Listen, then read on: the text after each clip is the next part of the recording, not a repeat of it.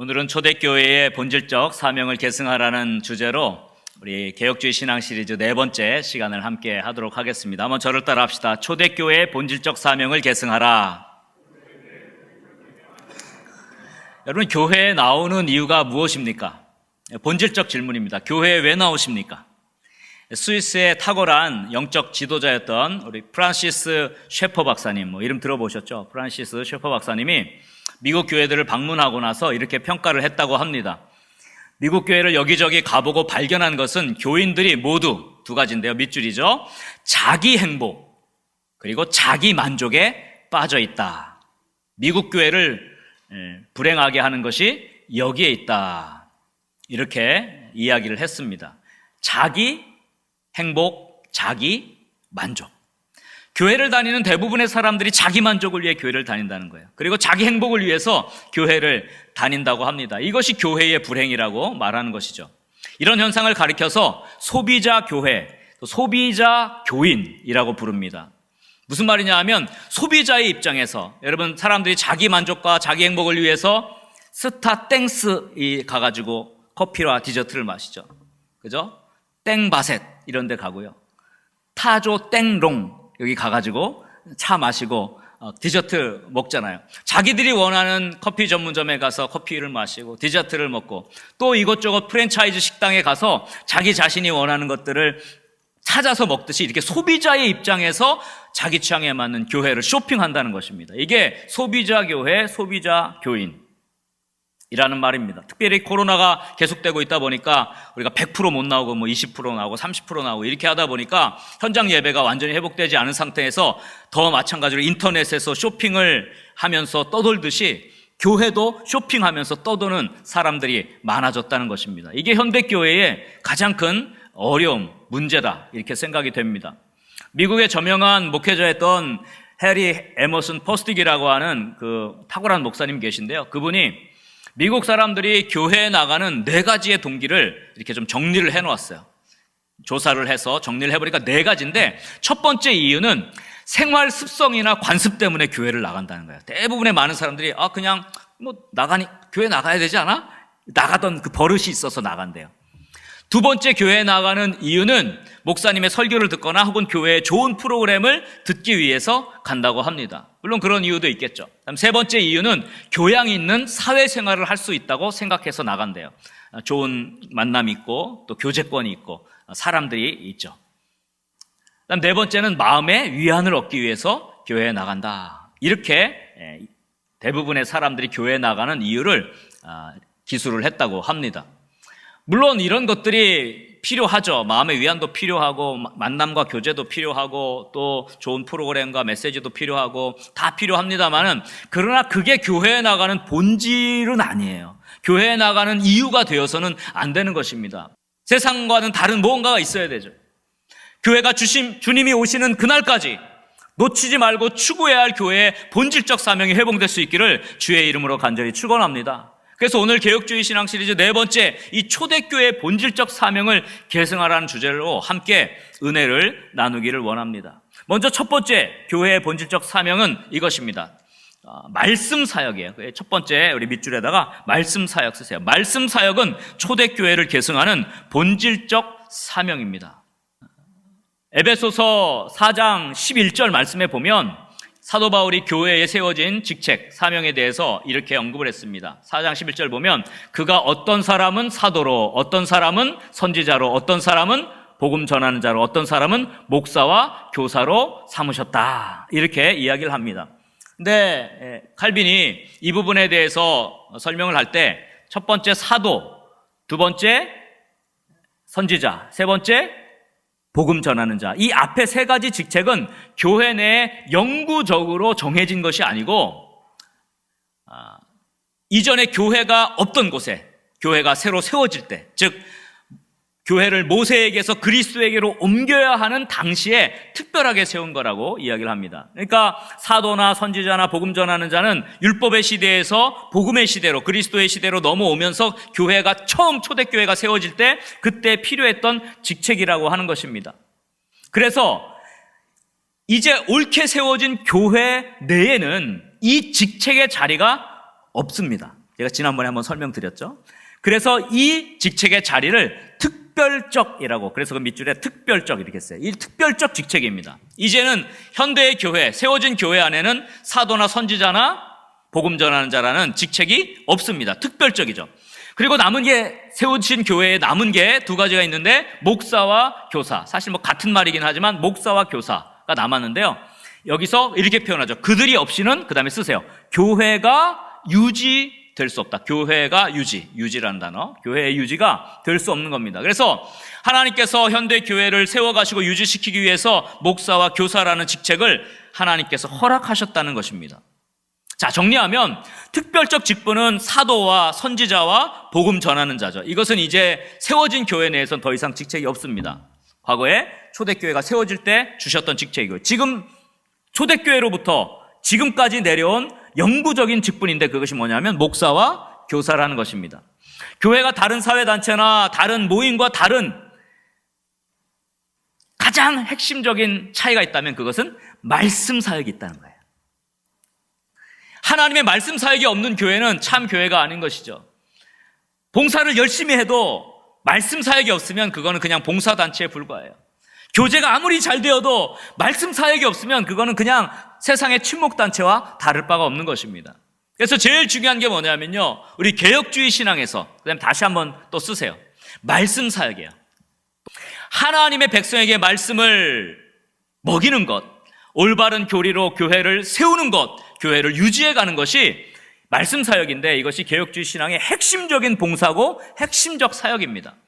사실 원래 이 말씀 사역은 목회자들, 목사에게 주신 사역이었습니다. 그런데 이 말씀 사역이 이제 평신도에게까지 주어진 것은요, 이 현대교회의 가장 큰 축복이에요. 초대교회만 해도, 그리고 중세교회, 그리고 개혁교회에 이르기까지 이 사역이 대부분은 목회자에게 주어졌었습니다. 그러나 사실 원래 고대교회로 올라가서 평신도 사역을 보면 거기에 말씀 사역이 있었어요. 그러니까 평신도 입장에서 교사라든지, 교사로 세워진 말씀 사역이죠. 그 다음에 또 목장장이나 또 셀 리더나 이렇게 말씀 사역을 하는 직분이 가장 영광스러운 직분이라고 할 수가 있습니다. 교회의 생명을 유지하고 세우는데 목사와 더불어 교사, 목장장, 소그룹, 셀 리더들, 이런 말씀 사역이 가장 존귀한 직분이라는 것입니다. 반면에 그만큼 힘들죠. 그만큼 힘든 직분이 이 말씀 사역 직분입니다. 그래서 제일 안 하려고 하는 직분이기도 합니다. 자기 만족을 위해서, 자기 행복을 위해서 하라면 못할 게 이 가르치는 교사로, 또 목장장으로, 말씀으로 섬기고 양육하는 그 일이 제일 힘들어요. 잘 안 하려고 하죠. 그러나 초대교회로부터 본질적으로 가장 중심되어 교회를 이제까지 유지하고 지켜왔던 핵심 사역은 바로 이 말씀 사역이에요. 두 번째로 교회의 본질적 사명이 두 가지가 더 있는데, 그게 뭐냐면요, 거기다 써놓으세요. 밑줄인데요, 다스리는 사역, 다스리는 쓰시고요. 두 번째는 구제, 두 번째 밑줄에는 구제예요.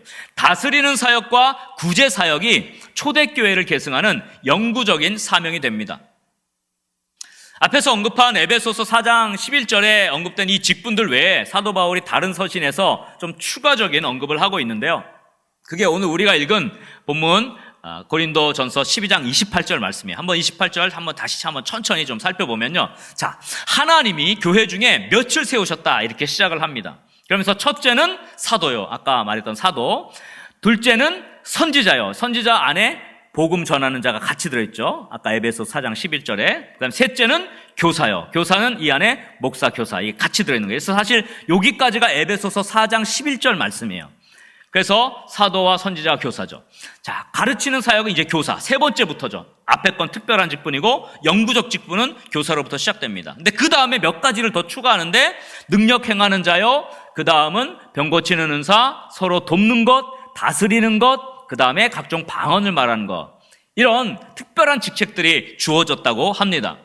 그런데 우리 종교개혁의 그 핵심 사상에 칼빈 선생님께서 기독교 강요에 이 부분을 해석할 때 어떻게 해석했냐면, 세 가지, 능력 행하는 것, 병 고치는 것, 방언을 말하는 것은 교회의 필요에 따라 일시적으로 주시는 직분과 사역이다, 이렇게 했어요. 그렇죠. 모두 다 능력 행하는 자가 될 수 없고, 모두 병 고치는 사람이 될 수 없고, 모두 방언 말하는 사람이 될 수 없죠. 그래서 이것들은 필요에 따라 하나님이 교회를 윤택하게 하기 위해서 주시는 직책이라 이건 일시적이다 이렇게 표현했어요. 이건 영구적인 게 아니야. 그러면 초대교회로부터 내려온 말 그대로 사도와 선지자와 교사와 이 흐름 속에서 계속해서 내려온 사역이 두 가지가 남았는데 그게 그럼 뭘까요? 요 중에서 서로 돕는 것과 다스리는 것. 서로 돕는 것은 구제 사역입니다. 이 구제 사역과 다스리는 사역이 교회 유지를 위해서 꼭 필요한 영구적인 사역이고요. 이것이 봉사의 직분이다. 그렇게 보았습니다. 그래서 이것을 좀 두 가지로 나눌 수 있어요. 먼저 다스리는 것을 잠깐 살펴볼게요. 다음 시간에 조금 더 자세하게 이 부분을 살펴볼 건데요. 다스리는 사역의 핵심에는 교회 직분의 옆에 밑줄이죠. 장로의 직분이 있습니다. 그래서 가르치는 사역, 목사와 교사. 그 다음에 다스리는 사역은 장로죠, 장로. 로마서 12장 8절에 보면 또 이렇게 은사에 대한 부분을 말하고 있습니다. 혹 위로하는 자면 위로하는 일로, 구제하는 자는 성실함으로, 다스리는 자는 어떻게 해요? 부지런함으로, 긍휼을 베푸는 자는 즐거움으로 할 것이니라. 여기에 집사의 직분과 장로의 직분이 다 나오는데요. 여기서 다스리는 자는 부지런함으로 라고 말씀하잖아요. 이것이 신자들 사이에서 선택된 그 장로들의 역할이었습니다. 즉 감독과, 즉 담임 목사와 함께 교회의 도덕적인 견책 그리고 권징을 담당하는 그런 일을 맡았고요. 교회 전체적인 행정을 관할하는 그런 역할을 맡았어요. 이 다스리는 직분이 바로 그런 직분입니다. 그래서 이 부분은 오늘 좀 자세히 하려는 것은 아니고요. 다시 한번 좀 정리하면 그 밑줄에 다스리는 일은 일시적인 것이 아니라 교회를 유지하고 지키는 데 꼭 필요한 영구적 사명이고 봉사의 직분입니다. 근데 제가 오늘 좀 강조하려고 하는 것은요, 여기에 있어요. 두 번째에 있습니다. 서로 돕는 구제 사역 그리고 봉사의 직분이 우리가 좀 회복돼야 될 직분이 아닐까 이렇게 생각을 하는데요. 그 옆에 직분에다가 집사 이렇게 써놓으세요. 집사.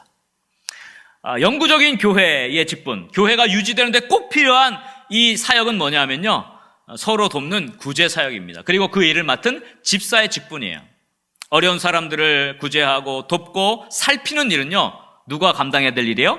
집사 직분을 맡은 분들에게 다 주어진 일들입니다.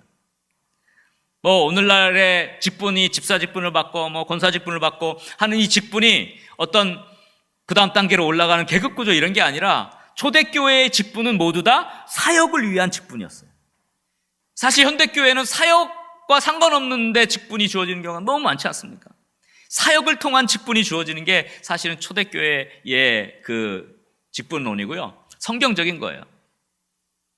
그 앞에서 우리가 읽어봤던 로마서 12장 8절에서 다스리는 자는 부지런함으로 하라. 그것은 장로에 대한 직분과 봉사를 가리킨다면 위로하는 자면 위로하는 일로, 구제하는 자는 성실함으로, 긍휼을 베푸는 자는 즐거움으로 할 것이니라 라고 했던 그 나머지 내용들은 집사의 직분, 봉사를 말하는 것입니다.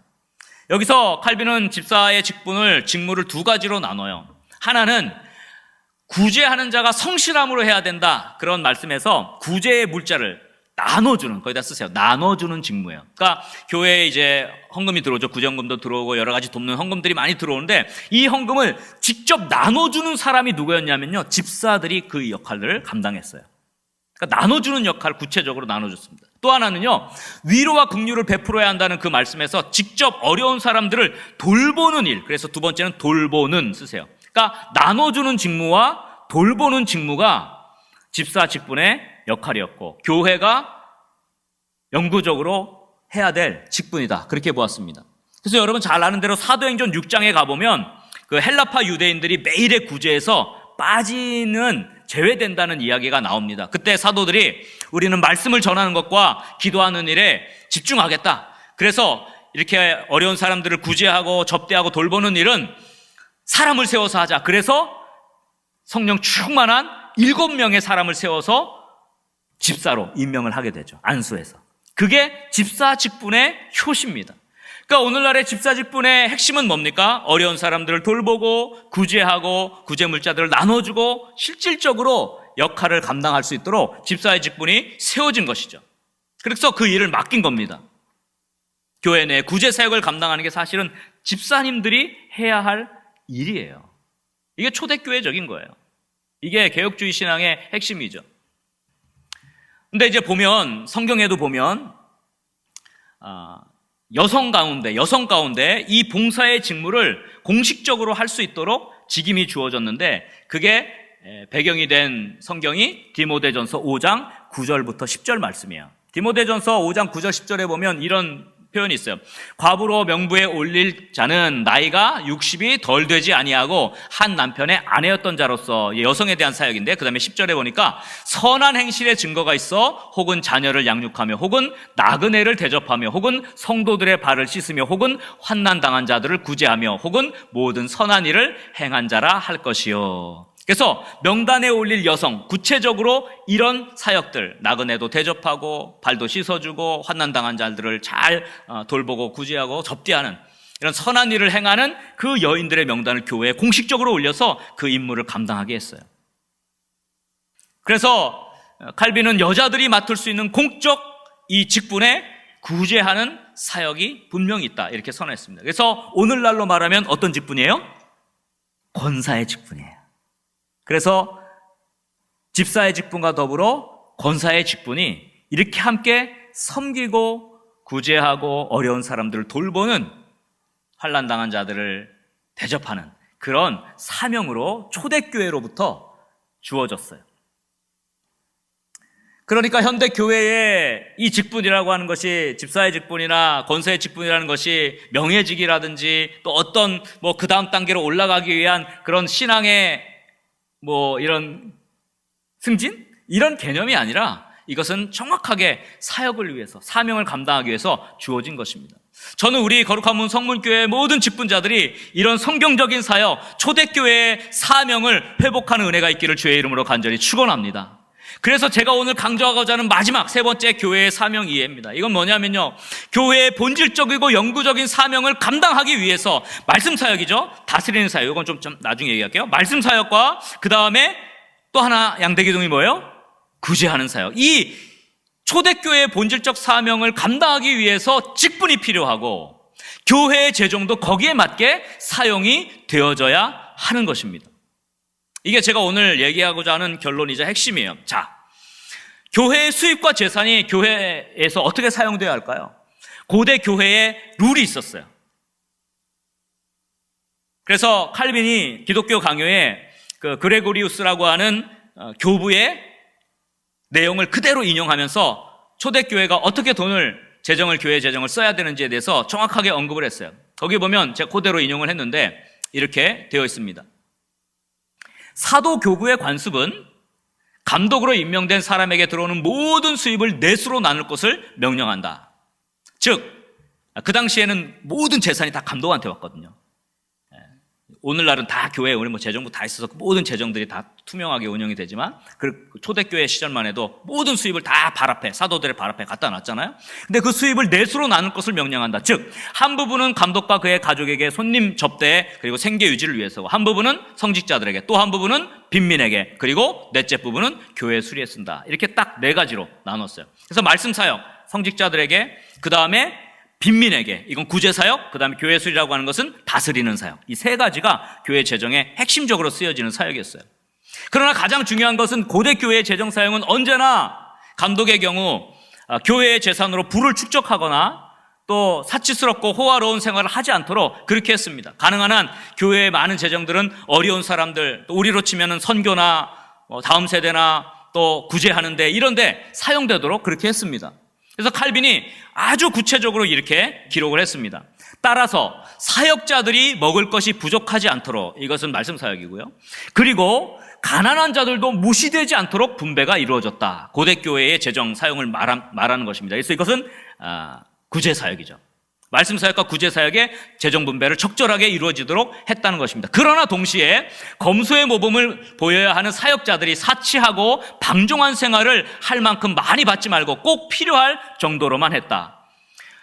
그 당시에 부모의 재산이 많았던 그런 성직자들도 있었어요. 부모의 재산으로 도움을 받을 수 있는 성직자들에 대해서는 제롬이라고 하는 초대 교부가 이렇게 이야기했어요. 이걸 그대로 인용한 건데요. 만일 그들이 가난한 자의 것을 조금이라도 받는다면 그것은 모독 행위를 저지르는 것이며 그렇게 남용하는 것은 곧 자기들에게 내릴 심판을 먹고 마시는 것이다. 이렇게까지 이야기했어요.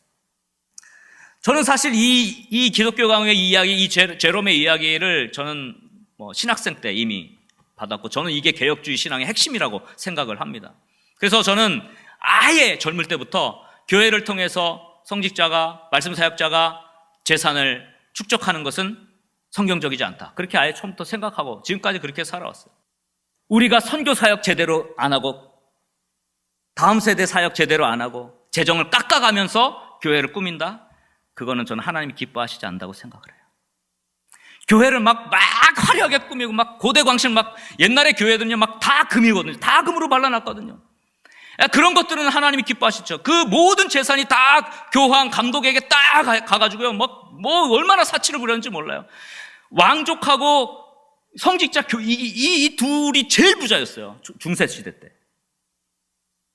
교회가 제일 부자였어요. 이런 것은 아닌 거죠. 이게 중세교회의 문제인데, 종교개혁 시대에 이 모든 것들을 다시 초대교회로 돌려놓자는 거 아니에요. 예루살렘에 지방에 기근이 들었어요. 그 당시에 너무 다 가난하니까, 고대 세계는 다 가난하잖아요. 돈 많은 사람은 일부밖에 없어요. 구제할 방법이 없었습니다. 그때 초대교회 교부였던 시릴이라고 하는 아주 탁월한 그 교부가 교회의 기물, 그때 교회의 기물들, 성찬기 이런 건 모두 다 금으로 되어 있었거든요. 그 기물들, 그 다음에 예복 같은 것도 얼마나 화려한지 거기에 막 금수를 넣고 다 금으로 금박을 했어요. 그거 다 팔고 교회 금으로 만든 기물들 다 녹여가지고 그 돈을 빈민구제에 사용했어요. 아미다의 감독이었던 아카키우스라고 하는 탁월한 그 교부가 있어요. 그 아카키우스가 그 당시엔 전쟁도 많아서 막 전쟁 포로들 막 이런 사람들, 굶어 죽는 사람들이 너무 많았어요. 페르시아 사람들이 기근으로 막 아사 직전에 있을 때 교회의 성직자들을 모아놓고 했던 그 설교가 이거 초대교로부터 내려온 아주 가장 탁월한 설교 중에 한 설교인데, 이런 얘기를 했어요. 하나님께서는 음식을 잡수시거나 마시지 않으심으로 접시나 잔이 필요 없습니다. 그래서 교회의 모든 기물을 다 녹여서 그 가련한 사람들을 위해 먹을 것을 사서 주고 그들의 몸값, 포로로부터 자유되게 하는 몸값을 치렀던 그런 역사가 있어요. 근데 그걸 가지고요 비판한 사람들도 있어요. 교회의 거룩한 기물을 말이야 그런데 썼다고. 그러자 그 당시에 또 탁월한 교부였던 암브로시우스가 이렇게 설교를 했어요.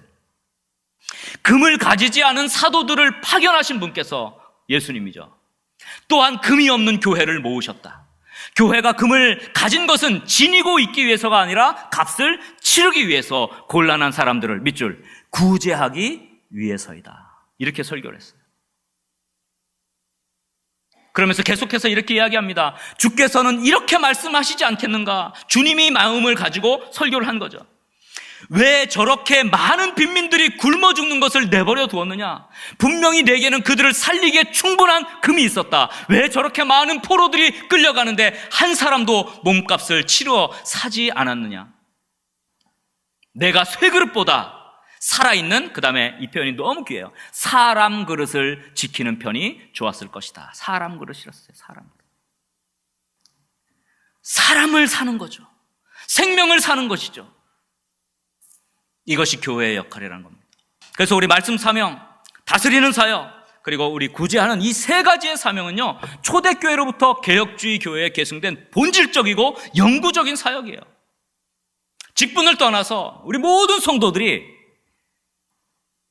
초대교회와 같이 변화되는 은혜가 있기를 주의 이름으로 간절히 소원합니다. 그래서 정말 이런 사명을 감당할 때 하나님이 이 시대에 정말 기뻐하는 교회가 되지 않을까? 정말 기뻐하는 성도들이 되지 않을까? 이렇게 생각해 봅니다. 여러분, 교회에 무엇 때문에 나오십니까? 근본적 질문이에요. 자기 만족 때문에? 위안을 얻으려고? 자기 행복 때문에? 사람 만나려고? 물론 다 필요하겠지만 그건 본질이 아닙니다. 본질은요, 말씀 사역으로 교회를 계승하고 유지하고요, 복음 사역하고 아름답게 다스리고 섬기고, 그 다음에 어려운 사람들을 돕고 구제하는, 이거 하라고 주님이 우리를 불러주신 줄 믿으시기 바랍니다. 그럴 때 우리는 정말 주님이 기뻐하는 교회, 주님이 정말 행복해하는 교회, 그런 축복의 교회가 되리라고 저는 믿습니다. 이런 우리 거룩한 문 성문교회, 그리고 우리 모든 성도님들 다 될 수 있기를 주의 이름으로 간절히 축원합니다.